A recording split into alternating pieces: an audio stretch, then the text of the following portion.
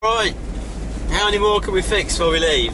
I've had to take a solenoid block off of the ST20 today because for some reason,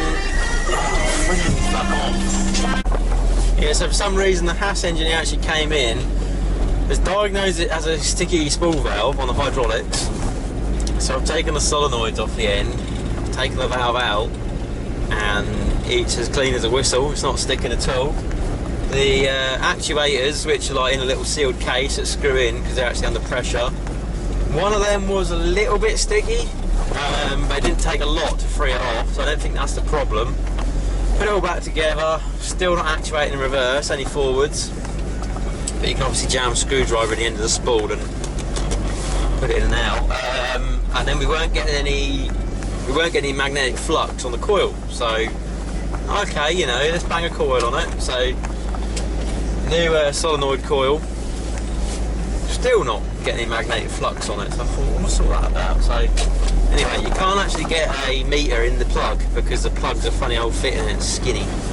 So I pulled the plug off on the board, on the IA board around the back of the machine, and we got continuity and everything. That's reading 37 ohms, so that's all good, but I can't get 110 volt out of the board. So part of me is thinking, right, something's wrong with this board or the controller. So yeah, we're going to call the Haas engineer basically. I've done all I can do, and now they're going to get the Haas engineer to take a look. Tonight, hopefully, we're going to take these tyres off these Cadillac rims, and I've had a measure up, and now the patrol rims are 15 by 9, they are wide fuckers, and the back spacing's like 3 inches, so they stick out a shit ton. You know, they're like ET minus 40, they're big. But, we popped her out, we're going, we just pulled out of a junction in 3rd gear, you know, like you do. 2-wheel drive. Couldn't do that in Black Thunder now, could we? Yeah, so we're going to take these wheels off the Cadillac rims, and I'm still undecided because the patrol rims are 15 by 9, like ET minus 40 or something. They are wide old things. And the Cadillac rims are like, what are they? They're 17 by 8. Yeah, 17 by 8. ET plus 30. So they're going to sit in the arches. But I can't figure out. The tyres are both around the same sort of price, 60 quid a tyre, so that's not going to influence my choice, 15s versus 17s. But part of me is like, yeah, James, go for some 235 55 15s or some 225 60 15s and get that real like pie crust look going on, you know, a lot of sidewall. That would look pretty cool, and they'll be poking out, so it will be a little, you know, think about the old Mustangs and stuff, you know, they would have 15-inch wheels with massive sidewall. And then part of me is like, well, if I stick the old Cadillac wheels on, I can put like a 205 45 17 on, which will be the same diameter, but it'll be a little bit skinnier, it'll sit in, it won't be so like hoody, if you like. But then, you know, low profile rims with a little bit of stretch, it's been done time and time again, so now I'm thinking, maybe go for the pie crust, you know? Either way, I'm not really going to touch the bodywork of this truck. It's going to stay ratty. But, you know, and also the 15 by 9s are going to need some prepping, some part, like they even need blasting or painting or something, because they're just ratty. But the Cadillac wheels are pretty much good to go, you know? They just need the centres opening out, so I think I'm going to take the tyres off the Cadillac rims. Jesus boy. Try one on and just see how it looks, and then if I like it, then yeah, I'll open them out. I'll go and get some part warns in the body shop. They've got like, no joke, probably 200 tyres stacked up around the back there, waiting to go. So if I have a sift through them and just get some part worn 17s, even if I just get 2, stick them on the front, you know, check lock to lock, see what clearance is like. I drove the Daniel's truck the other day, and he's got 17 by 9s with 225 something or other. They're a bit, you know, a little bit stretched. But fuck, that thing was bumpy. Like, I know he's lowered it and he's got hard shocks, but that thing was an absolute, you know, Rode like a covered wagon. Right, so, yeah, Nathaniel's truck looks mean. I must admit, it was kind of rattling my feelings a little bit when I drove it.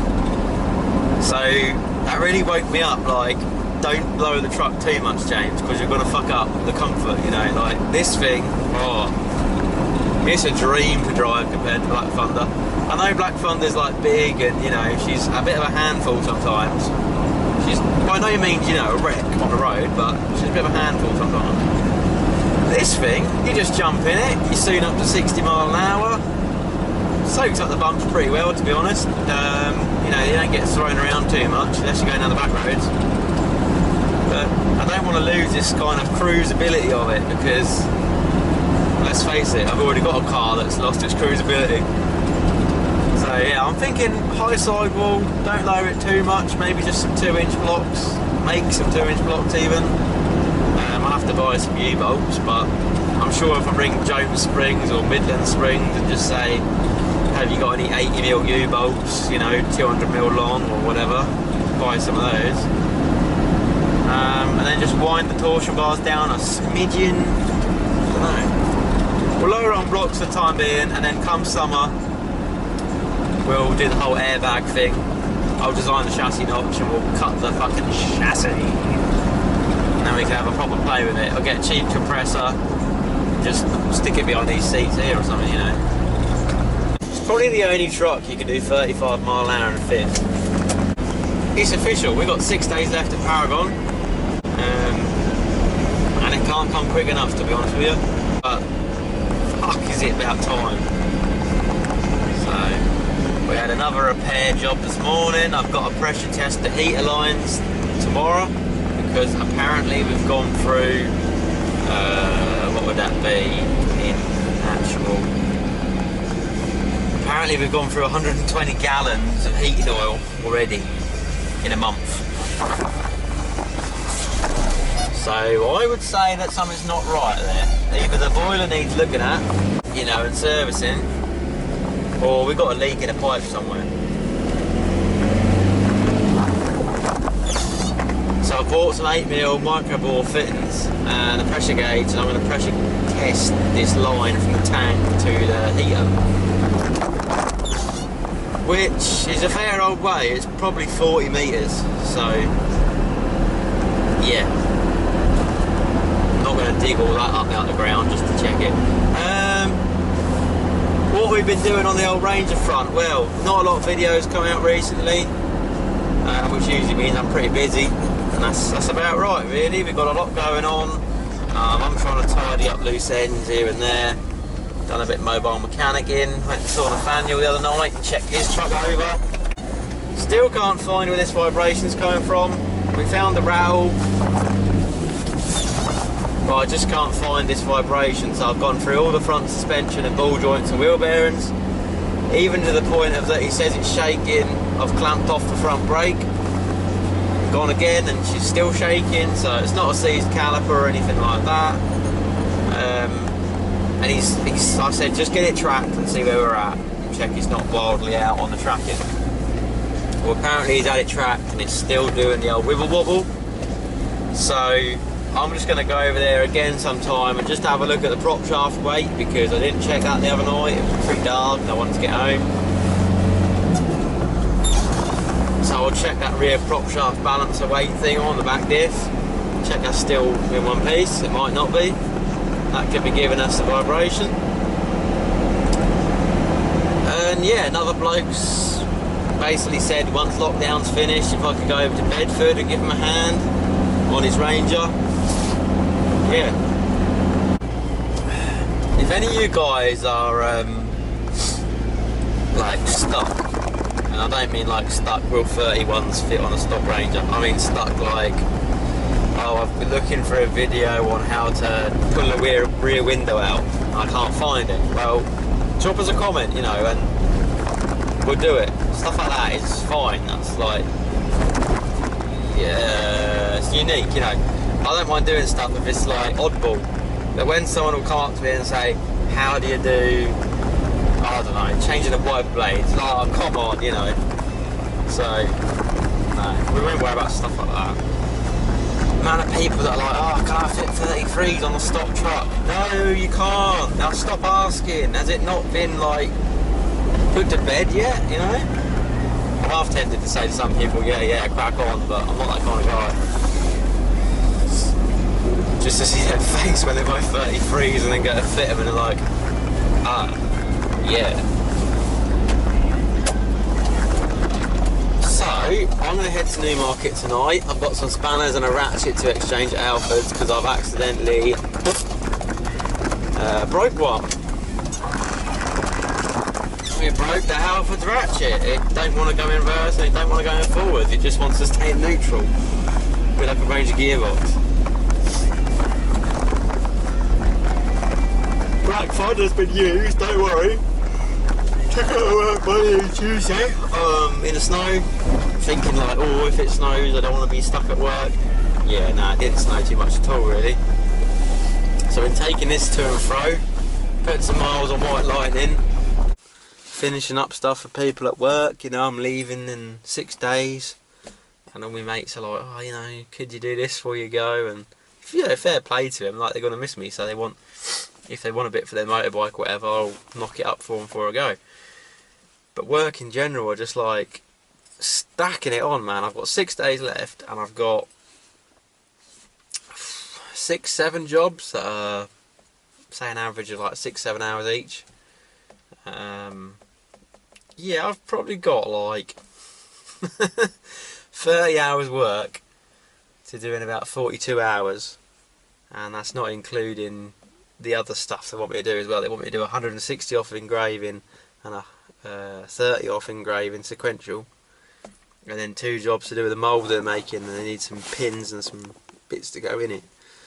And then also they want me to go on the manual and drill some like 400mm long holes through this steel shaft. So, you know, I'm stretched like Stretch Armstrong at the moment, and I'm not an octopus, so I honestly think by Friday next week I'm going to be like, see ya, you know, just leave them to it, because, you know, there's just too much to do before I go. And I'm not saying like, oh, I can't do it, you know, I'll have a fucking good go at it, but just the hours, you know, the hours are just, and I've got 2 machines to do it once anyway, so it's not as if you could be 100% on it. You know, you've got setting, breakages and cleaning stuff down and then hopping onto the other machine and doing that. So yeah, not the way I wanted to end it, but hey ho, you know, it's just going to be one of them things. I thought, you know, I'd have my jobs tidied up,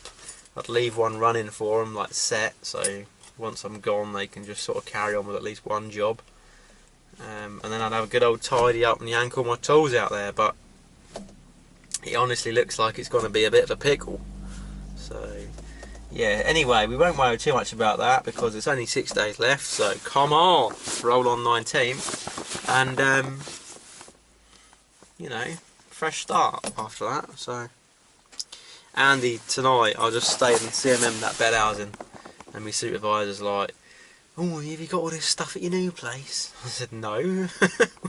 What do you think I'm doing it now for?